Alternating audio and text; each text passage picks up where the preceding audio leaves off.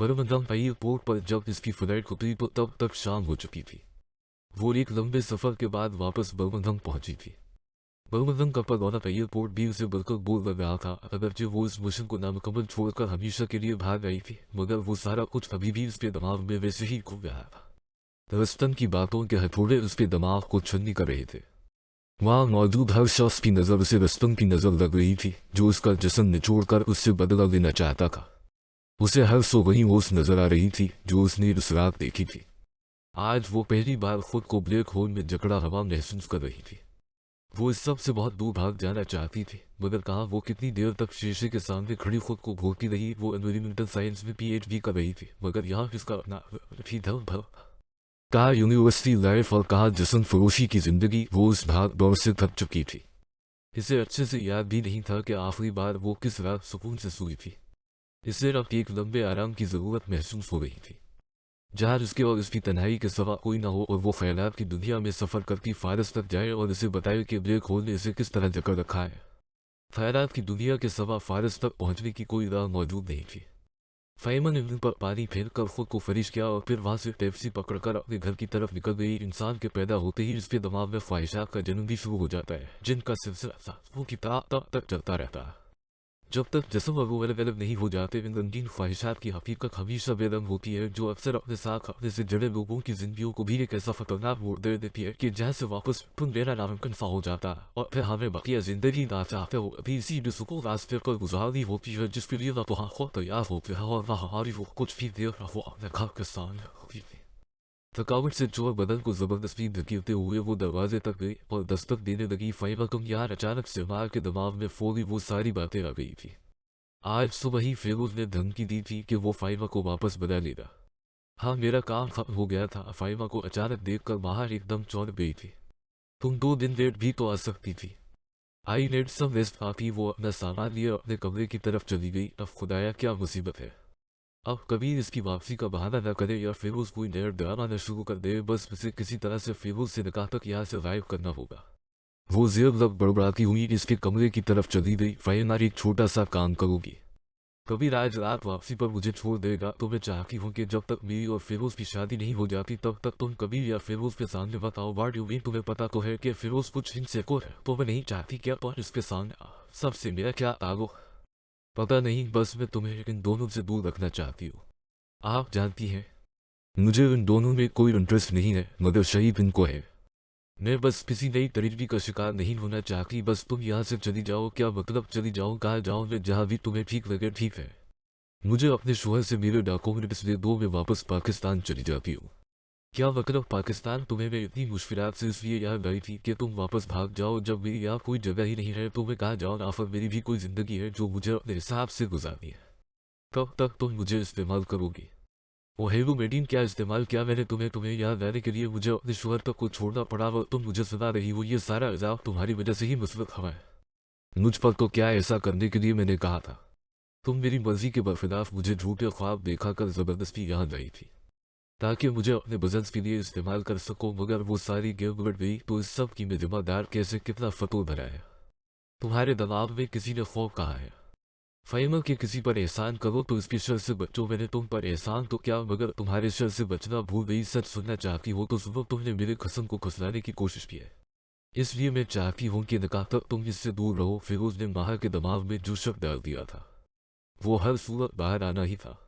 शही, तुम पागल हो गई हो माह। क्या वो दूध पीता बच्चा है या वो दुनिया में आखिरी मर्द है जो मैं ऐसा करूँगी? पर कौन से एहसानात पे है?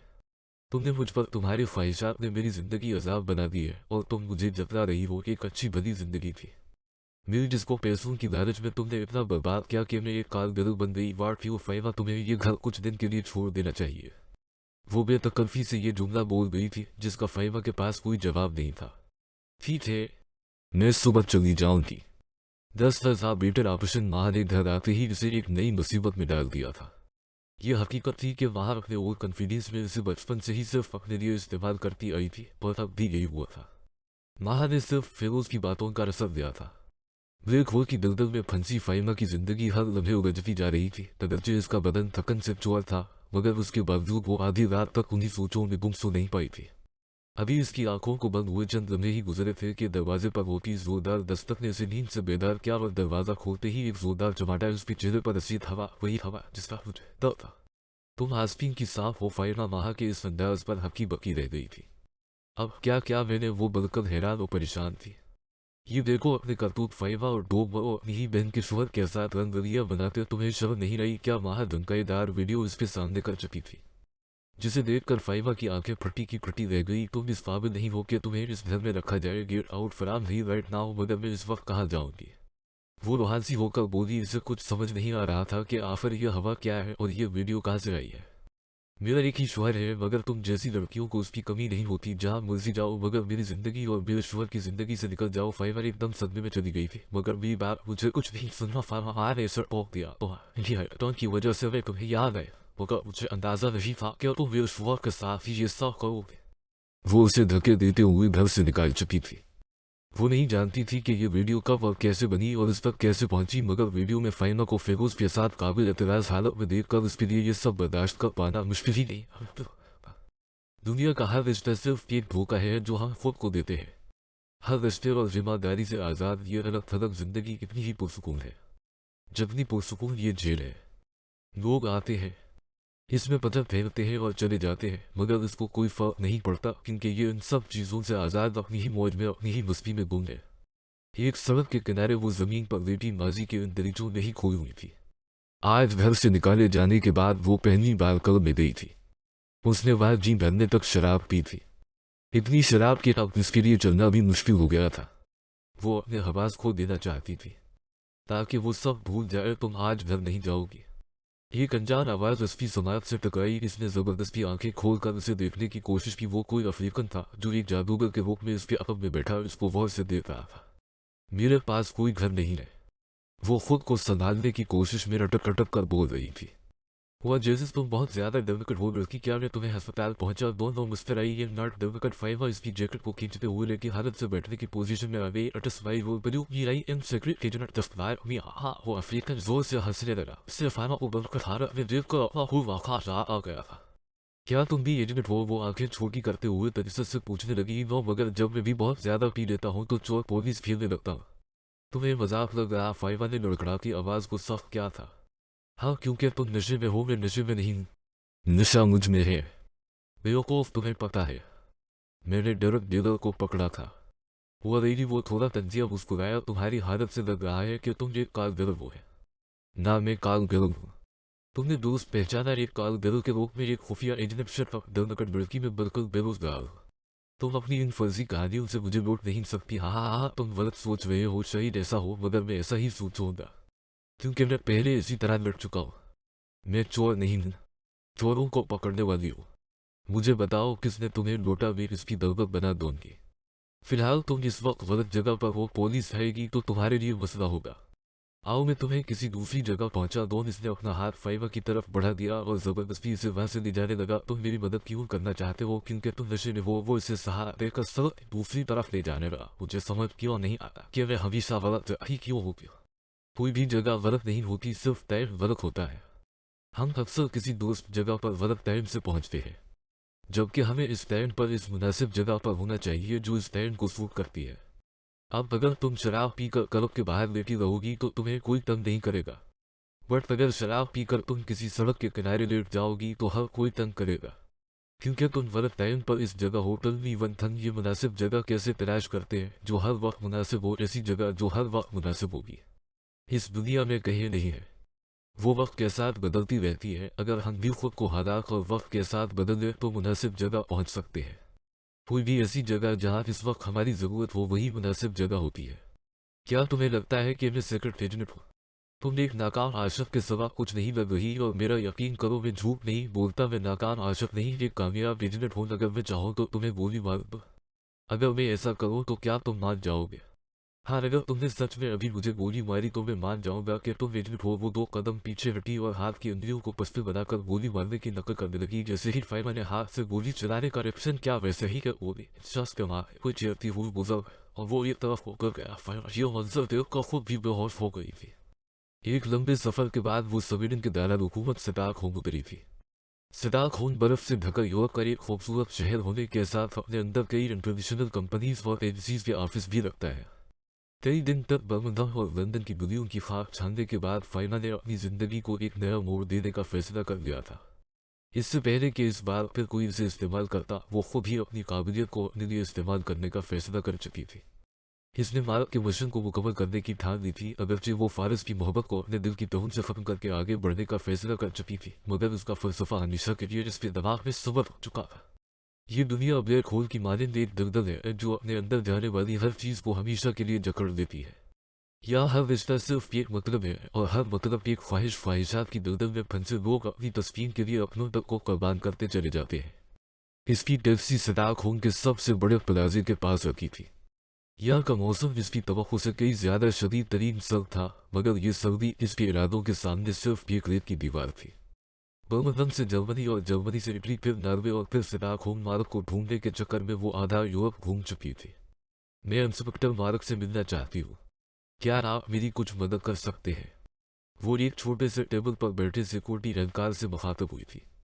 इसकी अतला के मुताबिक इंस्पेक्टर मार्क इस वक्त रस्तन शाह को देकर इटली जेम्स के इसी दफ्तर में मौजूद था। मार्क कौन है? लेडी वो सवालिया नजरों से इसे देखने लगा जैसे कुछ जानता ही ना हो। एक्चुअली मैं इसकी वाइफ हूँ और आज हमारी वेडिंग एनिवर्सरी है। मैं सिर्फ सरप्राइज विश करने के लिए लंदन से आई हूँ। वो लेडी, अगर आप इसकी बीवी है तो आप जानती होंगी कि वो अभी क्या खा रहे होंगे। वो सिर्फ एक कन्फर्मेशन चाहता था। नॉर्मली वो इस टाइम कुछ नहीं खाता, शरीर किसने यहाँ कोई रूटीन बदल ली हो पता नहीं, हमें मिले हुए ऐसा हो चुका है। कभी इटली कभी जर्मनी, फेयर अगर वो वाकई में ही कुछ खा रहा हवा तो मैं आज इसका बहुत बुरा हशर करने वाली हूँ। उसने कभी मेरे साथ इस वक्त खाना नहीं खाया और उसको उसका जवाब देना होगा। वो पूरे कॉन्फिडेंस से मार्क की बीवी होने का ड्रामा कर रही थी, जो कामयाब भी रहा। इस बदन में दाखिल होते ही वो सीधा मार्क के ऑफिस की तरफ निकल गई थी। तुम गलत टाइम पर आई हो, अब हमें तुम्हारी जरूरत नहीं रही, मुझे पता है। इंस्पेक्टर के मेरा अचानक चले जाना बहुत गलत था। मैं इस पर शर्मिंदा हूं, मगर मैं नहीं चाहता कि तुम यहाँ रहकर मजीद शर्मिंदगी उठाओ। तुम्हें यहाँ से चले जाना चाहिए। मार्क सिर्फ इसका मिलिट्री टेस्ट ले रहा था कि वो कितनी मजबूत हो चुकी है। सिर्फ एक चांस इंस्पेक्टर और मैं एडन को पकड़ लूंगी। हुआ रही है, मगर अफसोस उसे पकड़ना तुम्हारे बस की बात नहीं है। हो सकता है मैं गलत हूं, मगर तुम गलत नहीं हो सकते। इंस्पेक्टर, तुमने मुझे चॉइस क्या कहा तो कुछ सोच कर ही मेरा इंतखाब क्या होगा। अफसोस, मेरा इंतखाब गलत था। अब तुम जा सकती हो। वो उसे ऑफिस से निकालकर खुद रूटीन वर्क में मसरूफ हो गया था। 4 घंटे बाद जब वो ऑफिस से होटल जाने के लिए निकला तो उसे अपनी गाड़ी के पास बर्फ में कपकपाता देखकर हैरान रह गया। इंस्पेक्टर, मेरा यकीन करो, मैं ये कर सकती हूँ। अनफिकर तब मैं ये करना चाहती हूँ। फाइमा के लिए सर्दी से नीले हो चुके अपने होंठों को जन्मच देना भी तकलीफ न था, मगर फिर भी वो कपकपाती हुई इसको गाड़ी में बैठने से रोक चुकी थी। हेडमज नाट आकर, तुम्हारे लिए इस सर्दी में खड़ा होना मुश्किल हो रहा है तो ये सब कैसे करोगी? वो सवालिया नजरों से इसके चेहरे के तासरात देखने लगा। तुमने सिर्फ सवेरन की सर्दी देखी है। इंस्पेक्टर फाइमा की हरारत नहीं, वो अपनी जैकेट की जेब खोलते हुए इसके करीब हो गई थी। मुझे सेड्यूस करना चाहती हो? वो चमकती आंखों से उसे देखने लगा। अगर मैंने ऐसा कर दिया तो क्या तुम मुझे उस मिशन में वापस लोगे? वो मानी फेज नजरों से उसे देखने लगी। इंस्पेक्टर ने एक गहरी नजर उसके खुले सीने पर डाली, जो जैकेट की जेब ओपन होने की वजह से काफी नुमाया हो रहा था। चलो मैं देखता हूँ तुम मुझे कैसे सेड्यूस करती हो। इंस्पेक्टर चिल्लज करती नजरों से इसे देखने लगा। वो कुछ देर खड़ी सोचती रही और फिर मार्क के कंधों पर अपने दोनों हाथ रखे खुद को मार्क के करीब कर गई। इसके बाद कुछ समझ नहीं आ रहा कि इसे अब क्या करना चाहिए। वो अपने सीने को फैलाते हुए इंस्पेक्टर के सीने तक ले गई थी। जो तुम करना चाहती हो वो तुमसे किसी सूरत नहीं होगा। इंस्पेक्टर जोमानी से हंसा था। चलो एक चांस और देता हूं, मगर ये लास्ट चांस होगा। फाइमा ने एक लंबा सांस भरा। वो जानती थी कि इंस्पेक्टर से कोई चीख हरकत करने की हिम्मत इसमें नहीं होगी, इसलिए उसने अब की बार एक नया अंदाज अपनाया। वो इसकी आंखों में पूरे जोश से देखने लगी। मार, मेरे चेहरे पर मत जाओ, तुम्हें बर्फ की तरह पिघला कर ऐसे निचोड़ दूंगी जैसे बादल से पानी निचोड़ा जाता है। इंस्पेक्टर इसके चेहरे के बदलते तासरात गौर से देख रहा था। यकीन करो, मुझे चूमने वाले पहले मर्द का ख्याल था कि मेरे बदन पर बने हर तल का जायका मुख्तलिफ है, मगर मुझे यकीन है कि इसकी दरियाफ्त अधूरी नहीं होगी। सिर्फ तल ही नहीं, मेरे बदन का पोर एक अलग टेस्ट रखता है। फाइनल इंस्पेक्टर को सेड्यूस करने के लिए इसके बदन पर हाथ फेरती इससे निपटने की नाकाम सी कोशिश करने लगी। क्या तुम वो सब मुझे देखा सकती हो? क्या तुम इन सब की हरारत बर्दाश्त कर पाओ? इंस्पेक्टर ने नकाबुल के सवाल के जवाब में अपना सवाल जोड़ दिया था। अंकुरिसो फाइल में, चलो मैं कोशिश करूंगा। फाहिमा ने अपने कंधे को थोड़ा बढ़ाना क्या और वहां बना मोल दिखाने लगी, मगर इंस्पेक्टर के तसरात वैसे के वैसे थे। अब की बार इसने रुख फेरा और रीढ़ की हड्डी की सीध में बने मोल को एक्सपोज करने लगी। बोलन फाहिमा इंस्पेक्टर बेवफी से मुखातब हवा उनको टेस्ट करना चाहोगे। सॉरी आई ही हार्ट गर्ल फरीन रोज रोज लंदन में होगी। इसे कौन बताएगा कि हम दोनों ने एक दूसरे को कहाँ कहाँ छपा था। तुम्हें कैसे पता कि वो लंदन में है? अगर वो यहाँ होती तो यकीनन इस सर्द मौसम में तुम यहाँ टाइम ज़ाया करने की बजाय उसके गर्भ बिस्तर में होते। इंटरेस्टिंग दैट फाइबर डिस्प्ले और वो आ रही कि वो चमकती आंखों के साथ हमारी खैर अंदाज में इसकी तरफ दे है ना, तो तुम जीतोगी या फिर वो। आई एम रेडी इंस्पेक्टर वो से इस बर्डन से दूर एक छोटे से रेस्टोरेंट पर ले आया था, जहाँ कुछ लोग खाना खाने में मसरूफ थी। ये लोग पस्टिल और इस रेस्टोरेंट में मौजूद कैसी भी मर्द को सेडूस करो और फिर इसे गोली मार दो। अगर तुमने ये कर दिया तो समझो तुम मशीन में वापस वो मानी फेयर अंदाज में से पस्तिल थमाता हवा इम्तिहान में डाल चुका। फाइमा बगैर कुछ सोचे अपनी जैकेट की जेब को मुकम्मल खोल चुकी थी। वे जैकेट के नीचे रेड कलर की लाल तन स्कर्ट और खुले स्याह बालों के साथ होंठों पर लगी लाल और पस्टप की एक मजेदार कॉम्बिनेशन बन गया था। इसने सर्दी की परवाह के बगैर अपनी टांगों पर चढ़ाई ब्रेक लेगी को भी उतार फेंका था। वो जैकेट में पस्तिल छुपाए जिस्म मटकाती रेस्टोरेंट में बैठे लोगों का जायजा लेने लगी। इसने खुद से एक शख्स का इंतखाब किया जो नौजवान राजपत और शक्ल से ही समझ लग रहा। वो इसके टेबल पर चली गई। क्या मैं यहाँ बैठ सकती हूँ? अगर आपको कोई प्राइवेट कार नहीं करनी तो आप जरूर बैठ सकती है। नथन रेस्टोरेंट में बिल्कुल खुली किताब। वो टेबल पर बैठते हुए उसको अपनी तरफ मतोजा करने के लिए खुद को मुकम्मल नुमाया कर रही थी। फाहिमा ने दानों में फंसी स्कर्ट को थोड़ा ऊपर खसका दिया था और फिर बालों में हाथ डालती हुई गर्दन तक ले आई, जो अब गर्दन से कवर तक खसकता हवा चला गया। चंद लम्हों ही फाहिमा ने उसकी तवज्जो हासिल कर ली।